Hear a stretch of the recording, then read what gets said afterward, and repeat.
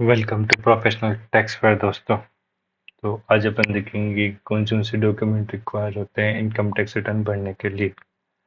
तो सबसे पहले इसकी लास्ट डेट है 31 जुलाई 2024 नॉन ऑडिटेड क्लाइंट्स के लिए। तो मोटा मोटी अपन पहले उनकी बात करते हैं फिर दिन आगे।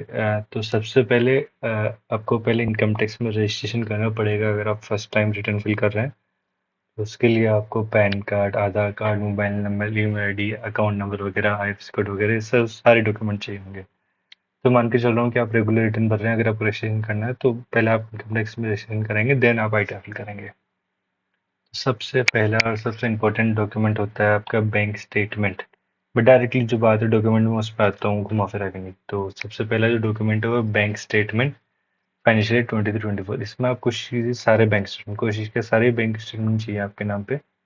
तो उसमें आप पहले ट्रांजेक्शन वगैरह रिकंसिल कर सकते हैं कि लाइक कोई ऐसे पेमेंट तो नहीं आ गया जो शायद आना नहीं था, या फिर ऐसी अनअकाउंटेड इनकम वगैरह तो नहीं आ गया, तो उस चीज़ के लिए देखने के लिए होता है। सेकंड पॉइंट, आपके जो इंश्योरेंस वगैरह आप जो एल आई सी प्रीमियम पे करते हैं उसके लिए, ये ओल्ड रिजीम में अगर आपको उसका बेनिफिट लेना है तो उसके लिए, अगर आप सैलरी पे हैं तो। ट्यूशन फीस वगैरह आपने पेड की है चिल्ड्रन वगैरह के लिए, तो इसमें सिर्फ ट्यूशन फीस का जो कंपोनेंट है वो अलग होता है। और कोई भी डिटेक्शन रिसीट, जैसे एटीसी, एटीडी, एटीजी, कोई भी आपने पॉलिटिकल पार्टी को डोनेशन किया है फिर कुछ भी, तो सारी जो डोनेशन रिसीट आप मंगवा लीजिए, क्योंकि कहीं ना कहीं क्या है कि क्लाइंट को आइडिया नहीं रहता है कि किस चीज़ पे डिडक्शन मिलता है किस पे नहीं मिलता। तो मोटा मोटी ये चीज़ है। फिफ्थ, सैलरी स्लिप और फॉर्म 16, अगर आप सैलरीड पर्सन हो तो मेनली अपन उसी की बात कर रहे हैं।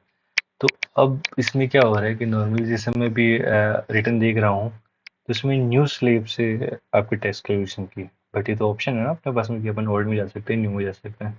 तो इसलिए सैलरी स्लिप लेना जरूरी रहता है कि सपोज अगर आपको ओल्ड में आप सैलरी स्लिप से देखा और आपका बेनिफिट ज़्यादा हो रहा है, तो आप उसी में जाएंगे। तो इसके लिए आप फॉर्म 16 भी लीजिए, सैलरी स्लिप भी लीजिए, क्योंकि अब जो फॉर्म 16 आ रहा है बाई डिफॉल्ट न्यू स्लेब में आ रहा है।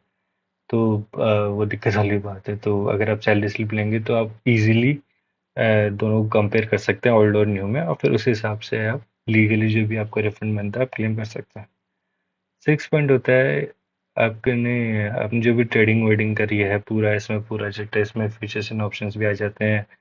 आपका capital gain, short term long term capital gain भी आ जाता है, आपका इंट्राडे ट्रेडिंग भी आ जाती है। सारे जो चीज़ होता है इसमें, आप ये एक्सेल फॉर्मेट लेंगे तो ज़्यादा इजी रहेगा मेरे लिए। लाइक इम्पोर्ट मतलब ये जस्ट ये डॉक्यूमेंट है कि जो मैं मेरे एग्जिस्टिंग क्लाइंट को दूंगा, तो मैं उस हिसाब से मैंने चीज़ रेडी किया है। तो अगर आप ये उनको एक्सेल में देंगे आपके जो भी सीए को, तो वो इजीली इस चीज़ को यूज़ कर सकता है। और अगर housing loan interest paid certificate, अगर आपको होम लोन वगैरह है तो उसके इंटरेस्ट पे आपको छूट मिलती है। बट 20 सेक्शन 24 बी में अगर आप व्हीकल लोन लो, अगर आप ये लोन लो तो उस पर बेनिफिट नहीं मिलता, सिर्फ ये होम लोन के लिए है, मॉर्गेज लोन के लिए भी नहीं है। इसमें क्या है, लोग काफ़ी कंफ्यूजन रहते हैं। तो और आपकी कोई भी प्रॉपर्टी वगैरह जो आपने प्रीवियस ईयर फाइनेंशियल ईयर 23-24 में सेल करी है, तो आप उसके भी रजिस्ट्री वगैरह दीजिए प्रॉपरली। और अगर आप बिजनेस है तो और आपने कोई परचेज करी तो उसके तो वैसे भी डेफिनेटली पूरे मिल जाएंगे।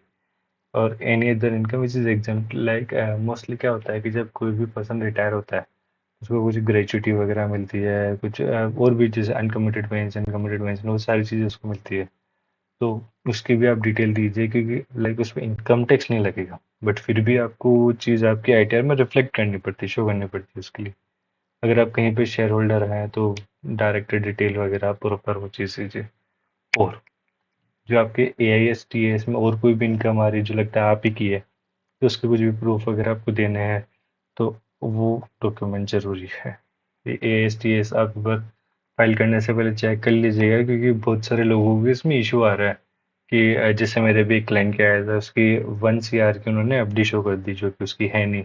फिर आप उसमें रिप्लाई वगैरह भी फिल कर सकते हो। अगर आपके कोई भी ए एस टी एस में रॉन्ग एंट्री तक मुझे बताइए, मैं आपको प्रोसीजर बताऊंगा उसको कैसे रेक्टिफाई करने के लिए। तो ये सारे डॉक्यूमेंट है, इसके अलावा आपको कोई भी डॉक्यूमेंट लगे जो आईटीआर के लिए नेसेसरी है तो आप वो चीज़ दे सकते हैं। Thank you so much.